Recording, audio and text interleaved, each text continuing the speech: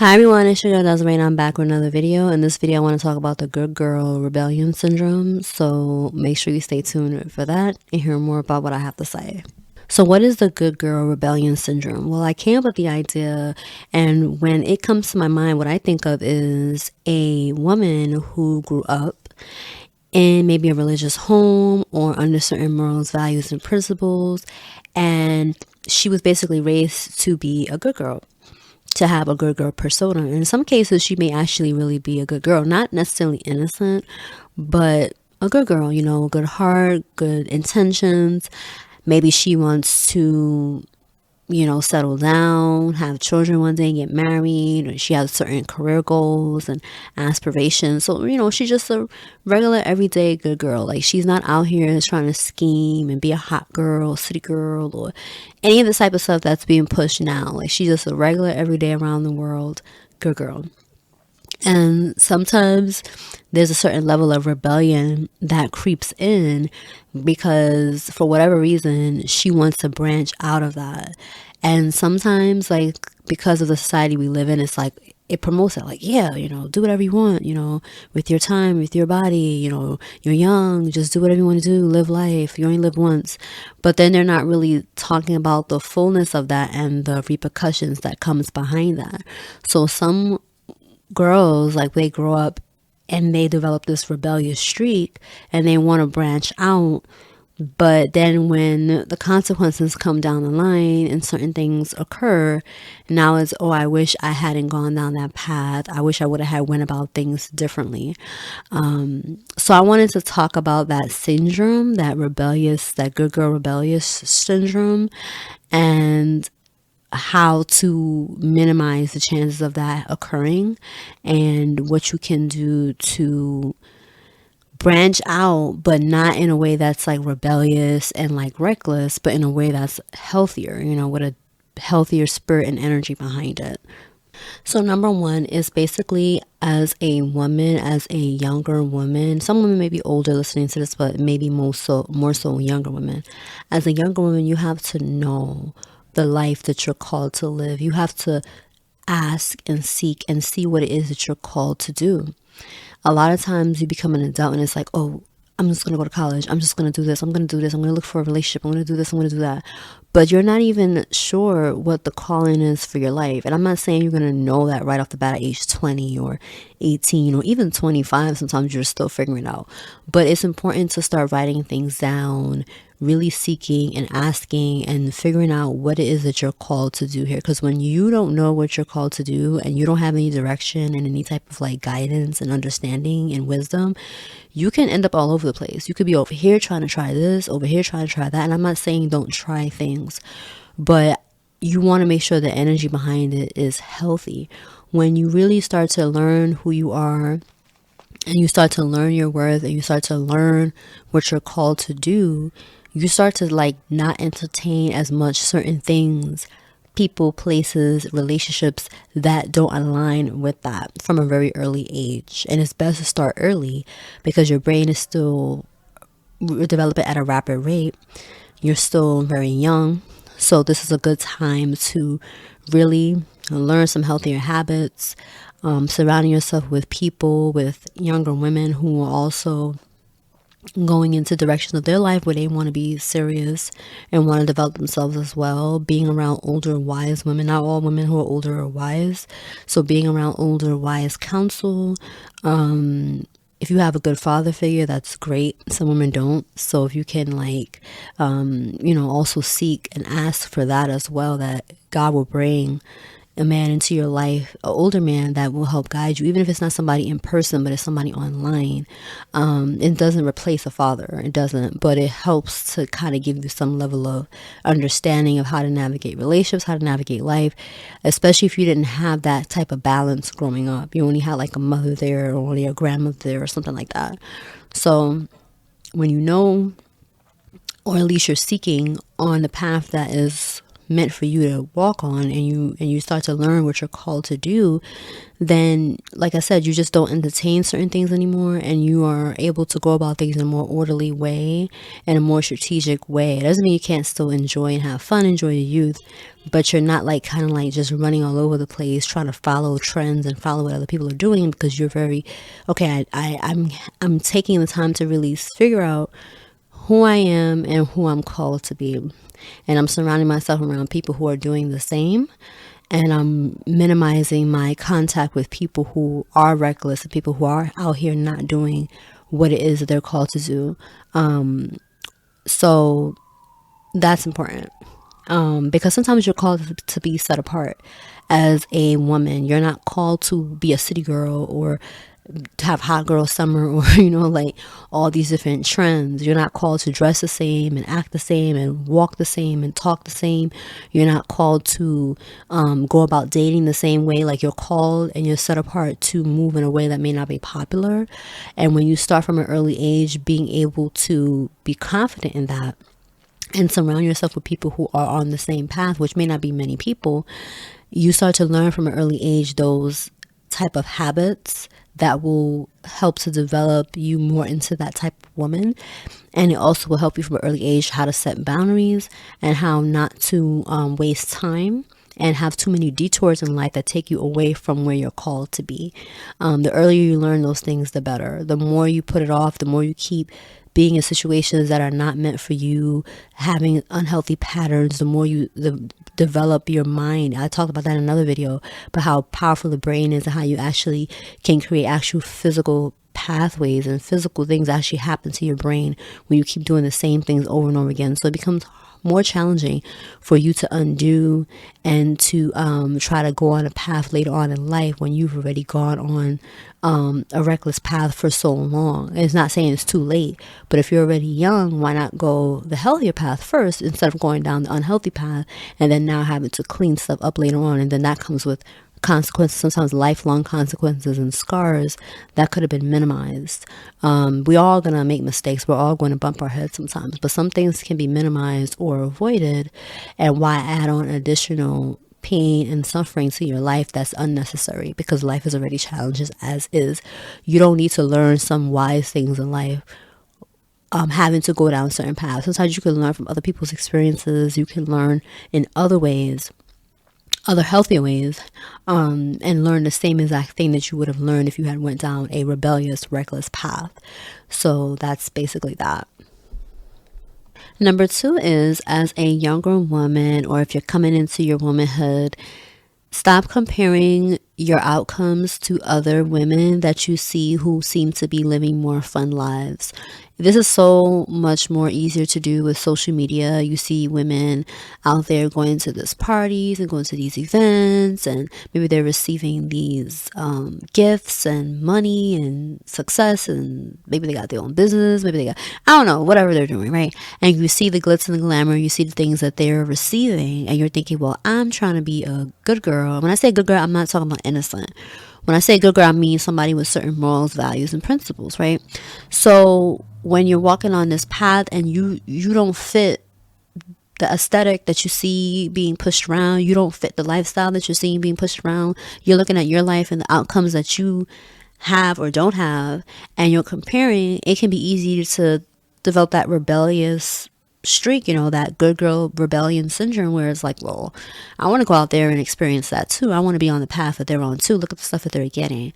And it's easy to do that without realizing that what we see on social media or even in person, it's not always social media only, but whatever you're seeing is only a part of the story of other people's lives. Same thing with these trends that are being pushed and these lifestyles that are being pushed, but they're not telling you the consequences that come with that. What some of these women are experiencing behind closed doors, what they have to do to get those things or maintain those things, and how sometimes going down certain paths that may seem popular, that may seem to bring a lot of fun and pleasure behind it, can actually detour you and take you off course from where it is that you're called to go. It can actually bring on, like I mentioned in the first point, certain consequences that can be permanent, that can be very damaging to your psyche, to your development. And yes, you can heal and grow from that, but if that can be minimized or avoided, that's the best way to go about it. Sorry, my nose is a little stuffed up. But yeah, I just wanted to basically remind that, and you're not seeing the full story, and you're also not seeing the full results. So some of these other young women that may be around your age, or maybe they're a little older, maybe they're younger, I don't know, depending on your age, you haven't seen the end result of what's going to come out of the lifestyle that they're living. Yeah, they may be, for example, maybe a woman is a dancer. She lives that certain lifestyle and she's getting a lot of money and a lot of things that she's able to buy, and maybe she's even able to do good things like buy a house and buy a car and whatever, whatever, whatever. But what comes with that lifestyle? So then you go ahead and you try to then become a dancer too, or maybe you're like an artist and you want to be like a musician, but you're not seeing like the industry and what really comes from that type of industry. Like, you can still do your art and your music and stuff like that without having to sign a deal, without having to go into the traditional entertainment industry, right? Like, there's ways to still do it and still be blessed financially. But sometimes, because we want the faster way, or not necessarily the fast way, but the way that may be like easier, because like, well, I have a machine behind me that will push me, and I'll have a record deal, and I'll have all these people that can help me get into the industry. But then it's like, well, what comes with that? So it may look good on the outside, but then when you actually get in it, you realize that it's not what you thought it was. So and then also, like I said, you don't know the end result of what's going to come out of that as well. You're just seeing like the process of, okay, this person is successful now, they have this now, but what's the end result 10 years from now or 5 years from now? Especially when it comes to their reputation, and when it comes to, other things they may want to do with their life in the future. Like, those things, you have to think about that as well. So it's easy to compare, and it's important to not compare. It's easier said than done, but we have to be careful that we're not comparing our outcomes to what seems to be popular, or because next thing you know, now you're going down this rebellious path of going against what it is that you're called to do, making all these decisions. And even if it does come with some pleasure and some trinkets, it comes with other stuff too that you may not be able to get rid of, stuff that may be stuck with you for years and years to come. Like I talked about, your reputation and so many other things could be tied up in that. So we do have to be careful, especially when you're young. Don't compare yourself to other people. Easier said than done, but be very careful with comparing your outcomes to the glitz and glams of what you're seeing with other people. And the last thing is basically kind of a piggyback on the second point, but do not compare yourself to the trends and the things that are going on in society, on social media and so forth, because these things are fleeting. Trends are constantly changing. Sometimes trends do last for 5-10 years, I won't lie, but even then, it's like they constantly keep going up and down. One minute, this certain body type is in, next minute this certain body type is in, or even if this body type is in, but then if you don't fit a certain complexion, or you don't fit a certain hair type, or you know what I mean, then it's like, oh, you still won't be seen the same way as this person with the same body type. I mean, it just keeps going and going. It's full of confusion. So I'm not saying all trends are always bad. Sometimes certain trends can be great. They can bring awareness. So not all trends are bad things, but we need to make sure that we're not tying our whole identity or comparing our identity and our calling to trends, things that are fleeting outside of ourselves. And remember, once again, that all that glitz is not, it's not, all that glitters is not gold, right? Typical saying, but it's true. So sometimes things that glitter are gold. Sometimes the things that we see that are great are really great, right? But we don't really know that unless we really get to know what's behind the curtains. And because we don't know that, and because most of the time we're not going to see what's really behind the curtains, especially if it's social media or even just with people that we just don't know that well, we have to be careful with that. Social media can be very tempting with, like I said before, like, you're seeing what people are able to achieve. You're seeing the benefits that's coming from the things they're doing. And sometimes these are good benefits. Like I mentioned before, like in a dancer example, like the house and the car, maybe you can get your family out the hood. Like, there's sometimes things that you really can do that's great, that come from certain lifestyles and certain decisions that we make.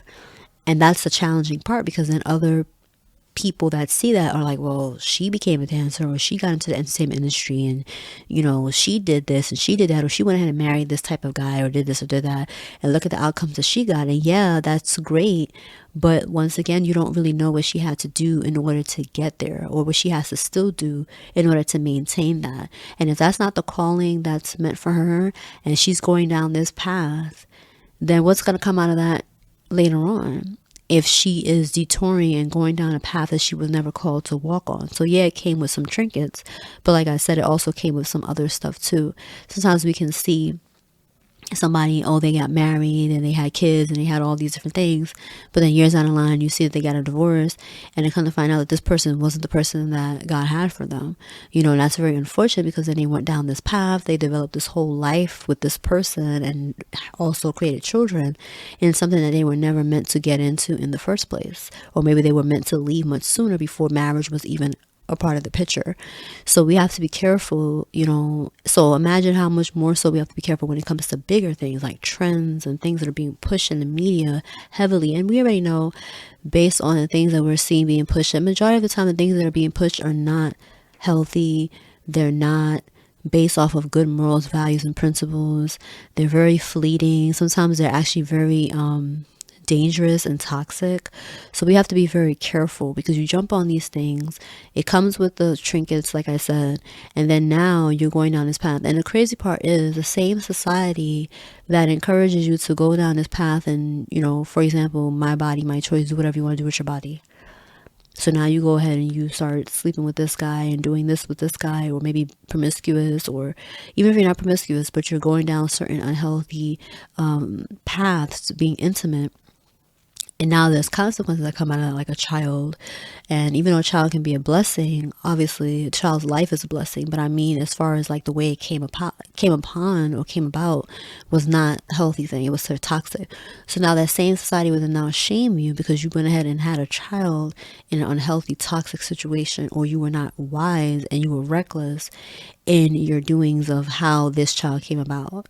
Or you go ahead and you be promiscuous, but now you have a certain reputation. That same society that tells you just do whatever you want, it's your body, you're young, you're a woman, just explore. The same society that's going to shame you now because you've slept with a certain amount of partners. So see, this is the problem. So this is why we have to be so careful following these things, because the same people that will encourage you to go down these paths, even some of these rappers, some of these women who are rappers, they will encourage certain lifestyles, but then they'll shame you in the same breath if you are a certain type of woman that goes down a certain path, but you were just encouraging that same lifestyle, right?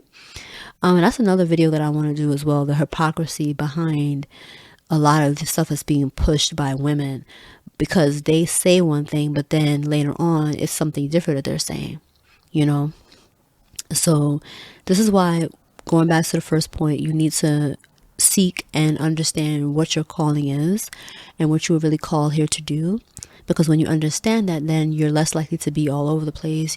You're less likely to follow in these trends, comparing yourself to other people, doing all these different things that then lead you down this rebellious path. Then now you've taken on all these different consequences that could have been minimized or avoided in the first place. Or maybe you would have went down a certain path, but then you wouldn't have went as far down as you did, because you were able to say, you know what, wait a minute, this is not, I've started the work on myself. This is as far as I'm going to go. But when you haven't done the work on yourself, even if you are wise, even if you are smart as a young woman, or even if you're older, you can still find yourself going down certain paths that are not healthy, because at the end of the day, whatever is in our hearts and whatever is in our spirits is going to drive the decisions that we make, regardless of what may be logically in our minds. There's a lot of very talented, very brilliant, very bright, or even wise young women who go down certain paths that are very unwise and very unhealthy. And people say, well, how is it possible that she could do that? Because it's deeper than just what you know. It's also what's inside of you. It's also, have you done the work so that you will minimize your chances of going down certain paths, or at least not going as far down, right? Because you've done the work, or you've at least started doing the work. This is why I encourage starting early. And you could be already 25, 26, 27, or maybe even in your 30s. It's never too late. But if you're already young, why not start now? Why wait and be like, oh, I'm young, I do whatever I want to do? No, this is a time to develop yourself, to minimize some of these things. You could still enjoy your life, still have fun, still enjoy your youth, while still being strategic and being wise in how you go about things. Guard your reputation, guard your heart, guard your time. You don't get time back. First impressions are very important. I mean, there's so many things, right? So it's not just, oh, just do whatever with your life. Your life is very precious. Sometimes we don't think that, we don't believe that, because we don't see ourselves the way we were created. So sometimes we have to learn to know our worth and to see ourselves for who we really are, who we really were called to be, who we are called to become. And when we start to learn that, then there's just certain things that we just won't do, or we won't do as far, because we understand the calling on our lives. And regardless of what other people may be doing, like, okay, they want to go down that path, that's their choice. I'm not going to look down on them, I'm not going to think I'm better than them, but I'm not going to go down that path, because I know who I am, I know who I'm called to be, or at least God is revealing that to me. And I don't want to do things that can be irreversible, that can take me down paths and detours that could be completely opposite of where I'm trying to go. And now I develop these consequences that could have been minimized or avoided. Some women even lose their lives because they go down certain paths that they were never intended to go down, and it took them way off, and it took them actually to their demise. So we have to be very careful too, because sometimes it could be a life or death situation. So we have to take our lives seriously. And I'm speaking from experience, because there was a time when I was younger where I really did not take my life seriously. Even now, I feel like I need to do that more, but I've improved a lot in that area. But if you really take your life seriously, you wouldn't be going down these certain paths in the way that you're doing. You wouldn't just be hanging out with just anybody and going here and doing this and just being all over the place, if you really are serious about where you're trying to go in life. Yes, have fun. Yes, enjoy your youth, but understand that life is precious, life is serious, and you don't want to make decisions that can really take you off course. Like I said, your reputation and everything else that's tied up in your life, especially as a young woman. I'm not just talking about society as well, because you can't please society. Even if you're living a certain way that's the narrow way, and you're trying to live, quote unquote, like good girl, they can still shame you, say, oh, you're a prude, or you ain't never did nothing, or you're boring, you're like an old lady. So you really can't win with society either way. They shame you either way, they make fun of you either way. But we have to be realistic. People don't know you until they really get to know you. So you don't want to have a certain reputation that's tarnished because you made certain decisions. I'm not just talking about with men, but if you're financial, you're always getting in some trouble, you're always getting involved with the law. It's multiple ways where you can really, really tarnish your reputation as a young woman. Or even if just staying in the same relationship with one person, two people for 15, 20 years of your life, letting your whole youth pass you by because you're putting up with this foolishness. So it don't always have to be the typical ways that we talk about, oh, she's tarnished her reputation because she slept with 100 people. No, it's not always the case, because if you sitting there 15, 20 years with the same person, when God already told you not even to be with this person in the first place, you're wasting your life away. This is also tarnishing your reputation, because now it's like, wow, you're allowing yourself to be in a relationship that's so unhealthy. Everybody else sees it, and you are continuously letting this person keep you in this prison. That also tarnishes your reputation. And then you may go on to have a child and tie yourself now with this person now for the rest of your life.